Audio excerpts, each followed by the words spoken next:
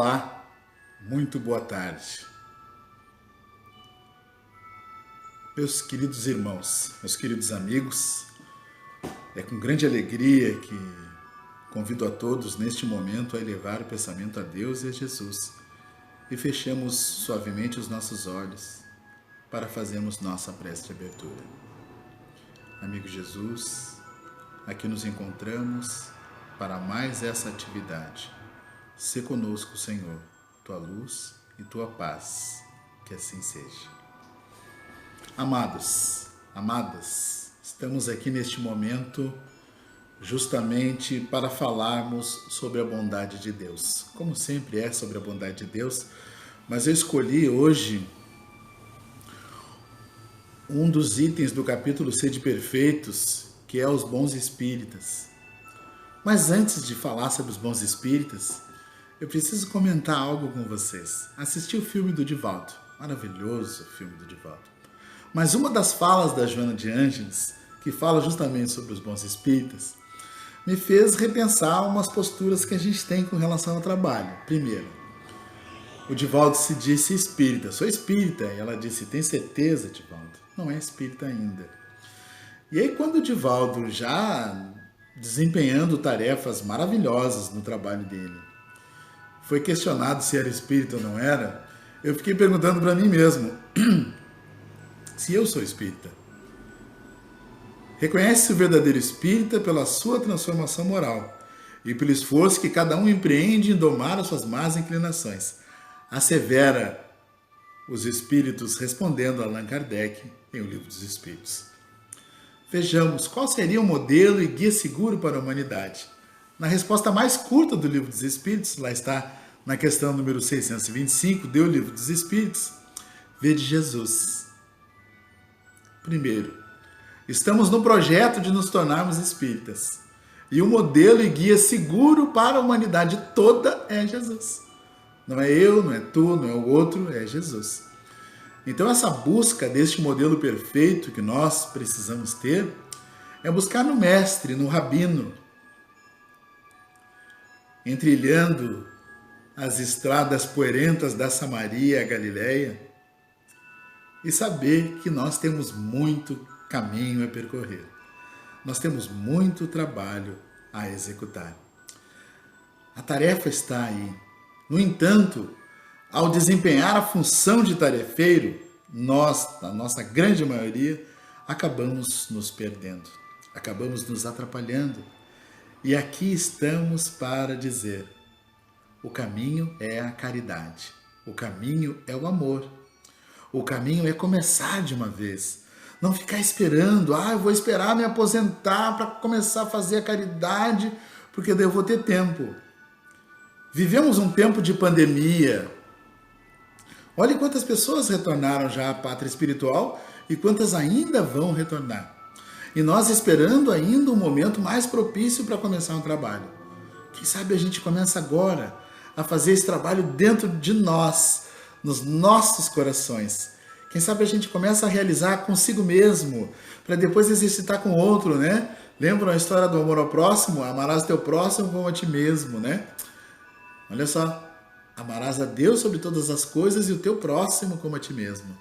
Então a gente tem um caminho muito grande para desenvolver sentimentos, um caminho muito grande de autoaprimoramento, um caminho muito grande de autoconhecimento, um caminho muito grande para despertar em nós as virtudes que nós precisamos realmente para sermos esses instrumentos de modificação da Terra. Como eu já tinha falado em pandemia, e é muito difícil não falar de pandemia nos tempos atuais, temos todas as ferramentas necessárias para burilar esse ser tosco, maravilhoso, que é cada um de nós. Cada um sabe dos seus defeitos e das suas imperfeições. A grande maioria ainda não despertou para fazer este rever de valores, essa autoavaliação, né? Como o filósofo sábio Sócrates, conhece-te a ti mesmo. Eu já me conheço profundamente, muitas vezes, eu mesmo já falei, mas aí a gente passa por uma situação na vida, a gente já se desespera, já culpa a bondade de Deus, dizendo, Deus me abandonou. Não, não te abandonou, Ele está te testando. Ele está vendo até onde vai a tua fé. Assim, existem situações, pessoas, momentos e sentimentos que estão conosco justamente para nós sabermos aonde nós estamos. Aproximemos um pouco mais dos nossos corações o Mestre Jesus. Elevemos até Ele os nossos pensamentos e façamos as nossas orações todos os dias para agradecer a bênção da vida. Nós precisamos aprender a agradecer. Problemas todo mundo tem. Quem não tem problema ainda não descobriu, vai descobrir depois. Precisamos meditar sobre tudo que precisa ser resolvido agora, sobre tudo que a gente precisa conhecer agora, e nesse momento é mais interessante conhecer a si mesmo. Aí depois os benfeitores vão asseverar nesse capítulo, é preciso, pois, para compreendê-la, uma inteligência em comum, em se tratando da doutrina espírita? Não, pois vêm-se homens de uma capacidade notória que não a compreendem. E nós estamos entendendo a doutrina dos espíritos? Como está a nossa compreensão com a tarefa maravilhosa que precisamos fazer? Observemos. Quantas pessoas que já perderam um familiar que a gente conhece e a gente fica com vergonha de ir lá e conversar com a pessoa. Vejo amigos, às vezes, nas redes sociais que colocam essa dor que nunca passa. E não vai passar realmente. Vai levar muitos anos até que a gente se acostume. Mas aí nas frasezinhas de efeito que o Chico sempre usava, dói aqui, mas dói lá também. Então, se tu passa muito tempo sofrendo com a perda de um ente querido, aquele ente querido lá na dimensão espiritual também se recebe e se percebe desse momento que a gente está passando e sofre conosco. Então, é uma caridade a gente entender que a morte não existe.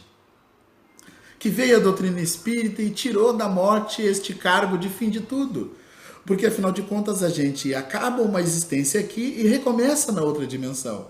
Começa a fazer o nosso trabalho. Então, o bom espírita, de fato, é aquele que, além de reconhecer os seus defeitos, está trabalhando pelo bem dos outros. Então, se eu não estiver trabalhando pelo bem dos outros, eu não estou sendo espírita. Eu não estou fazendo a tarefa pela qual eu fui chamado a servir nessa seara de amor. Eu fui chamado a servir junto com tanta gente maravilhosa dentro do centro espírita ou fora dele, porque o trabalho mais importante é o outro, é promover o outro, é ajudar o outro que às vezes está caído no caminho, é ampará-lo nos seus momentos de dificuldades, é estar com ele, é favorecê-lo em alguma situação, é ajudá-lo, é promovê-lo, para que ele possa entender que nós não estamos sozinhos em hipótese alguma. É ensinar uma pessoa a fazer o evangelho no lar. Quantas pessoas nós já estamos ensinando a fazer o evangelho no lar? Quantas pessoas a gente lembrou que elas têm que fazer oração? Porque na oração nós nos reencontramos conosco mesmo, nós estabelecemos um momento de paz. E através dessa paz, através dessa luz, através desse amor, a gente consegue propagar essa onda de luz e de paz em toda a Terra. De que maneira nós vamos ajudar a humanidade? Fazendo as nossas orações, fazendo o nosso evangelho no lar. Mas a pessoa não acredita nos espíritos, então ensina ela a fazer a oração dela, na crença dela, mas pede para ela fazer uma vez por semana, que ela separe um horário especial, que ela faça isso. Porque os benefícios do Evangelho são benefícios sentidos no longo do trajeto de nossas vidas. Às vezes demora um mês, demora uma semana, demora uma hora, às vezes é no mesmo minuto que a gente começa a fazer e já começa a surtir efeito. Então, recomecemos, caso nós não estejamos fazendo o Evangelho no lar. Busquemos na oração essa paz tão necessária para cada um. Buscamos através da meditação, com uma boa leitura. Aconselho a leitura do livro O Evangelho segundo o Espiritismo, de Allan Kardec. Façamos uma boa leitura, façamos as nossas meditações, mas nós precisamos ter certeza de que isso vai nos ajudar e muito. Possamos entender que ninguém está aqui por acaso. Nenhum ente que está na nossa família, fora dela ou se aproximando, foi colocado em nossas vidas por acaso. Nenhuma pessoa que esteja conosco e que esteja convivendo com a gente foi colocada ali para sofrer ou para nos punir. Tudo é fruto de crescimento espiritual necessário a cada um de nós. Meditemos, meus irmãos, e oremos pela paz no mundo. Possamos agradecer a bênção da vida e entender que a vida foi nos colocada, os filhos foram colocados sob nossa tutela, os relacionamentos estão para todos nós e que a vida pulsa, solicitando a ação no bem. É urgente que comecemos. A tarefa pode ser chamada de trabalho, ela pode ser chamada de missão, mas o trabalho precisa ser feito. E a pessoa escolhida foi você. Entenda que a partir do momento que tu começar qualquer tarefa, tu vai te encontrar com muita paz, com muita luz e com o amor de nosso Mestre Jesus.